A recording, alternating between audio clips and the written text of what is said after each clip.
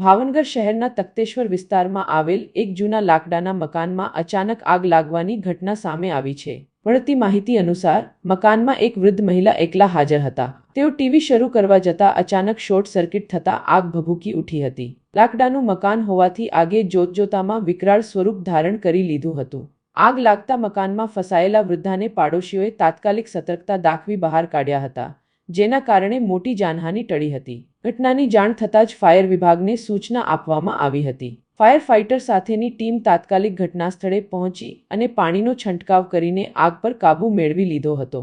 આગને કારણે મકાનને મોટું નુકસાન પહોંચ્યું હોવાનું જાણવા મળ્યું છે, જો કે કોઈ જાનહાનિ થઈ નથી। આ ઘટનાથી વિસ્તારમાં થોડો સમય માટે અફરાતફરીનો માહોલ સર્જાયો હતો। ફાયર વિભાગ દ્વારા શોર્ટ સર્કિટથી બચવા માટે સાવચેતી રાખવા લોકોને અપીલ કરવામાં આવી છે।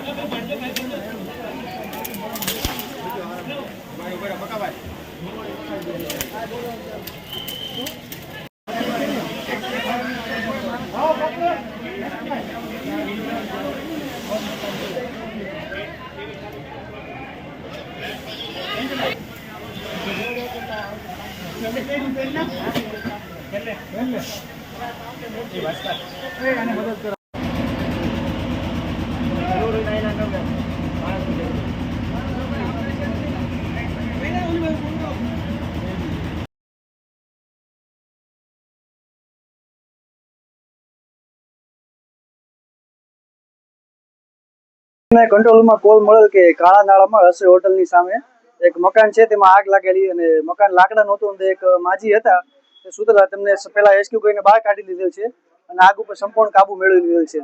હરેશભાઈ જમનાદાસ ભડિયાદા। હા, કયો વિસ્તાર છે? આ તખ્તેશ્વર પ્લોટ વરતેજવાળી 40 99 વરતેજવાળી 40 પ્લોટ નંબર 99B2। કેવી રીતે આગ લાગે? મધર અહીંયા ઘરે એકલા હતા અને ટીવી ચાલુ કર્યો તો શોર્ટ સર્કિટ થયો, સીધો પડકો થયો। બાજુમાંથી મને કેવું કે તમારા ઘરમાં આગ લાગી છે, જુઓ। બહાર જોવાય તો સામેના જૂના મકાનમાં નીચેથી ટીવી ફાટી એવું કીધું માજીએ। એટલે માજીને મેં કીધું તમે પહેલા બહાર નીકળો ને પછી તમે એ સમજાય ને એટલે મેં બે છોકરાઓને મોકલ્યા મારા પાછળ પહેલા ફ્લેટમાંથી। એ વંડી ટેકીને ગયા અને બંને છોકરાઓએ માજીને બહાર કાઢ્યા ને પછી મેં ફાયર બ્રિગેડને ફોન કર્યો। એ તરત ફાયર બ્રિગેડની ગાડીઓ અને સાહેબો બધા આવી ગયા તરત।